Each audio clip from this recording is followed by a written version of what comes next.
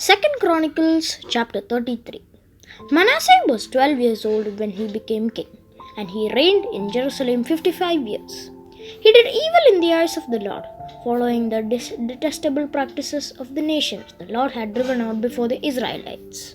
He rebuilt the high places his father Hezekiah had demolished. He also erected altars to the Baals and made Asherah poles.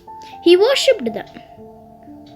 He built altars in the temple of the Lord, of which the Lord had said, "My name will remain in Jerusalem forever." In both courts of the temple of the Lord, he built altars to all the starry hosts. He sacrificed his children in the fire in the valley of Ben Hinnom, practiced divination and witchcraft, sought omens, and consulted mediums and spiritists. He did much evil in the eyes of the Lord, rousing his anger. He took the image he had made and put it in the God's temple, of which God had said to David and to his son Solomon, "In this temple and in Jerusalem, which I have chosen out of all the tribes of Israel, I will put my name forever. I will not again make the feet of the Israelites leave the land I assigned to your ancestors. If only they will be careful to do everything I commanded them concerning all the laws, decrees, and regulations given through Moses." But Manasseh led Judah and the people of Jerusalem astray, so that they did more evil than the nations the Lord had destroyed before the Israelites. The Lord spoke to Manasseh and his people, but they paid no attention. So the Lord brought against them the army commanders of the king of Assyria, who took Manasseh prisoner, put a hook in his nose, bound him with bronze shackles, and took him to Babylon. In his distress he sought the favor of the Lord his God and humbled himself greatly before the God of his ancestors. And when he prayed to him, the Lord was moved by his entreaty and listened to his plea. So he brought him back to Jerusalem and to his kingdom. Then Manasseh knew that the Lord is God. Afterward, he rebuilt the outer wall of the city of David, west of Gihon, spring in the valley, as far as the entrance of the fish gate and encircling the hill of Ophel. He also made it much higher. He stationed military commanders in all the fortified cities of Judah. He got rid of the foreign gods and removed the image from the temple of the Lord, as well as all the altars he had built on the temple hill and in Jerusalem, and he threw them out of the city. Then he restored the altar of the Lord and sacrificed fellowship offerings and thank offerings on it, and told Judah to serve the Lord, the God of Israel. The people, however, continued to sacrifice at the high places, but only to the Lord their God. The other events of Manasseh's reign included his prayer to his God and the words his seers spoke to him in the name of the Lord, the God of Israel, are written in the annals of kings of Israel. His prayer and how God was moved by his entreaty, as well as his sins and unfaithfulness, and the sites where he built high places and set up Asherah poles and idols before he humbled himself. All these are written in the records of the seers. Manasseh rested with his ancestors and was buried in his palace, and Amon his son succeeded him as king. Amon was 22 years old when he became king, and he reigned in Jerusalem 2 years. He did evil in the eyes of the Lord, and his father Manasseh had done. Amon worshipped and offered sacrifices to all the idols Manasseh had made. But unlike his father Manasseh, he did not humble himself before the Lord. Amon increased his guilt. Amon's officials conspired against him and assassinated him in his palace. Then the people of the land killed all who had plotted against the king Amon, and they made Josiah his son king in his place.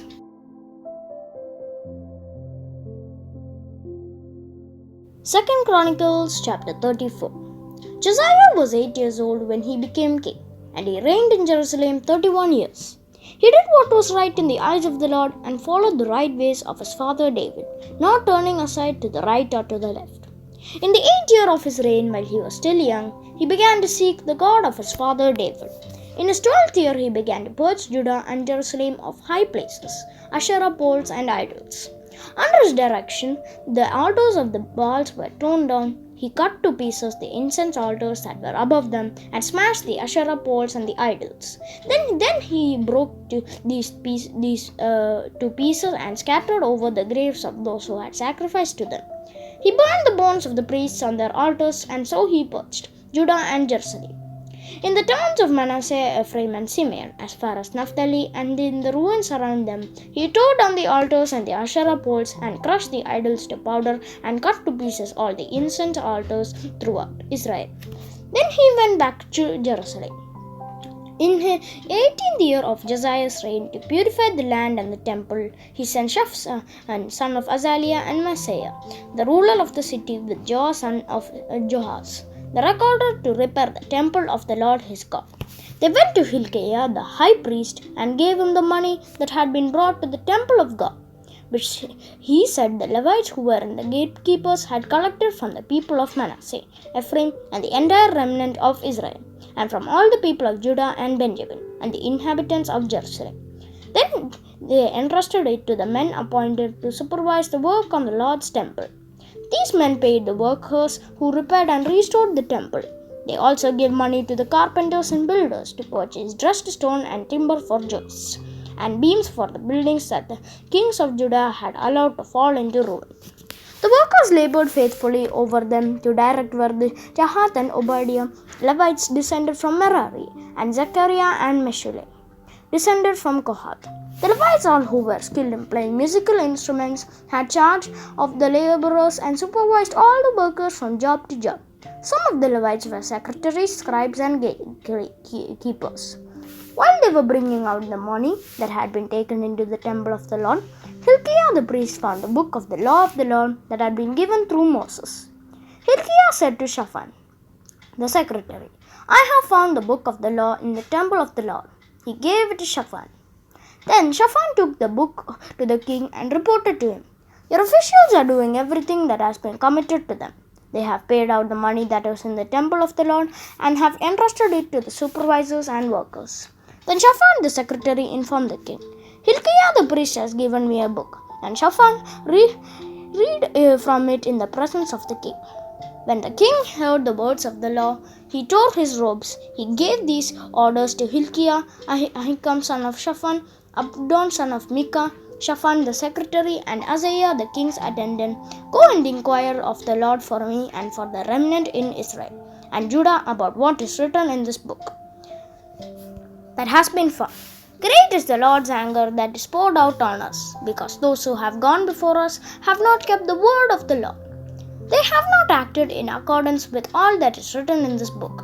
Hilkiah and those the king had sent with him went to speak to the prophet Huldah, who was the wife of Shallum, son of Toktha, the son of Hasrah, keeper of the wardrobe. She lived in Jerusalem in the new quarter. She said to them, "This is what the Lord, the God of Israel, says. Tell the man who sent you to me, this is what the Lord says. I am going to bring disaster on this place and its people. All the curses written in the book that has been read in the presence of the king of Judah, because they have forsaken me and burned incense to other gods and aroused my anger by all that in their hands have made. My anger will be poured out on this place and will not be quenched. Tell the king of Judah who sent you to inquire of the Lord, this is what the Lord, the God of Israel, says concerning the words you heard. Because your heart was responsive and you humbled yourself before God when you heard what he spoke against this place and its people. And because you humbled yourself before me and tore your robes and wept in my presence, I have heard you, declares the Lord. Now I will gather you to your ancestors and you will be buried in peace. Your eyes will not see all the disaster I am going to bring to this place and all those who live here." So they took her answer back to the king. Then the king called together all the elders of Judah and Jerusalem. He went up to the temple of the Lord with the people of Judah, the inhabitants of Jerusalem, the priests and the Levites, and the people from the least to the greatest. He read all in the hearing of the words of the book of the covenant, which had been found in the temple of the Lord. The king stood by his pillar and renewed the covenant in the presence of the Lord, to follow the Lord and keep his commands, statutes and decrees with all his heart and all his soul, and to obey the words of the covenant written in this book. Then he had everyone in Jerusalem and Benjamin pledge themselves to it. The people of Jerusalem did this in accordance with the covenant of God, the God of their ancestors. Josiah removed all the detestable idols from all the territory belonging to Israelites. And he had all who were present in Israel serve the Lord their God. As long as he lived, they did not fail to follow the Lord, the God of their ancestors. 2 Chronicles chapter 35. Josiah celebrated the Passover to the Lord in Jerusalem, and the Passover lamb was slaughtered on the 14th day of the first month. He appointed the priests to their duties and encouraged them in the service of the Lord's temple. He said to the Levites who instructed all Israel and who had been consecrated to the Lord, "Put the sacred ark in the temple that Solomon, son of David, king of Israel, built. It is not to be carried about on your shoulders. Now serve the Lord your God and his people Israel. Prepare yourselves and his people Israel by families in your devotions according to the instructions written by David, king of Israel, and by his son Solomon. Stand in the holy peace with a group of Levites for each subdivision of the families of your fellow Israelites." The lay people. Slaughter the Passover lambs, consecrate yourselves, and prepare the lambs for your fellow Israelites, doing what the Lord commanded through Moses. Josiah provided for all the lay people who were there a total of 30,000 lambs and goats for the Passover offerings, and also 3,000 cattle, all from the king's own possessions. His officials also contributed voluntarily to the people, and the priests and the Levites, Hilkiah, Zechariah, and Jehiel, the officials in charge of God's temple, gave the priests 2,600 Passover offerings and 300 cattle. Also Conaniah, along with the Shemaiah and Nathaniel, his brothers, and Hashabiah, Jehiel, and Jozabad, the leaders of the Levites, provided 5,000 Passover offerings and 500 head of cattle for the Levites. The service was arranged, and the priests stood in the places where the Levites in their divisions as the king had ordered. The Passover lambs were slaughtered, and the priests splashed against the altar the blood handed to them, while the Levites skinned the animals. They set aside the burnt offerings to give them to the subdivisions of the families of the people to offer to the Lord, as it is written in the book of Moses. They did the same with the cattle. They roasted the Passover animals over the fire as prescribed, and boiled the holy offerings in pots, cauldrons, and pans, and served them to quickly all the people. After this, they made preparations for themselves and for the priests, because the priests and the descendants of Aaron were sacrificing the burnt offerings and the fat portions until nightfall. So the Levites made preparations for themselves and for the Aaronic priests. The musicians, the descendants of Asaph, were in the places prescribed by David: Asaph, Heman, and Jeduthun, the king's seer. The gatekeepers at each gate did not need to leave their posts, because their fellow Levites made the preparations for them. So at that time, the entire service of the Lord was carried out for the celebration of the Passover and the offering of burnt offerings on the altar of the Lord, as the king Josiah had ordered. The Israelites who were present celebrated the Passover at that time and observed the festival of unleavened bread for 7 days. The Passover had not been observed like this in Israel since the days of the prophet Samuel, and none of the kings of Israel had ever celebrated such a Passover as did Josiah, with the priests, the Levites, and all the Judah and Israel who were there with the people of Jerusalem. This Passover was celebrated in the 18th year of Josiah's reign. After all this, when Josiah had set the temple in order, Necho, king of Egypt, went up to fight at Karshemish on the Euphrates, and Josiah marched out to meet him in battle. But Necho sent messengers to him, saying, "What quarrel is there, king of Judah, between you and me? It is not you I am attacking at this time, but the house which I am at war. God has told me to hurry to stop opposing God who is with me, or he will destroy you." Josiah, however, would not turn away from him, but disguised himself to engage him in battle. He would not listen to what Necho had said at God's command, but went to fight him on the plain of Megiddo. Archers shot King Josiah, and he told his officers, "Take me away, I am badly wounded." So they took him out of his chariot, put him in his other chariot, and brought him to Jerusalem, where he died. He was buried in the tombs of his ancestors, and all Judah and Jerusalem mourned for him. Jeremiah composed laments for Josiah, and to this day all the male and female singers commemorate Josiah in the laments. These became a tradition in Israel and are written in the laments. The other events of Josiah's reign and his acts of devotion